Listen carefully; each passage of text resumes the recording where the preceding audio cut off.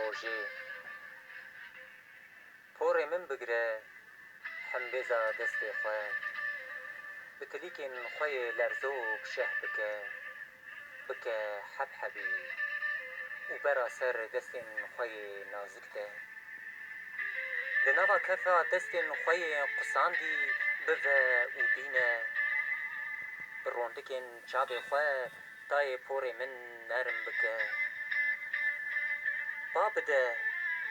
bihûne weka teşiya dayîka xwe kulîlkê min vê carê pir bişidîne dayê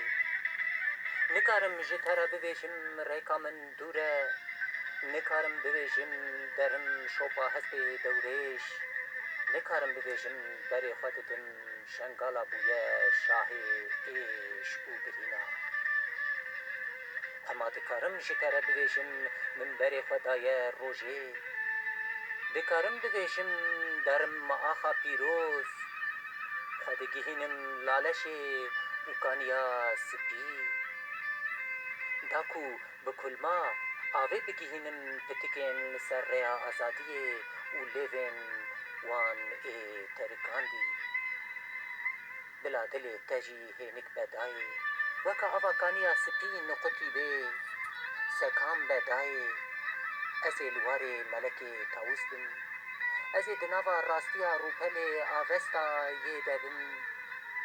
aram be dayê ez ê şopdarê zerdeştê gal bim û şopdarê pêxemberê hemdem ê rojê bim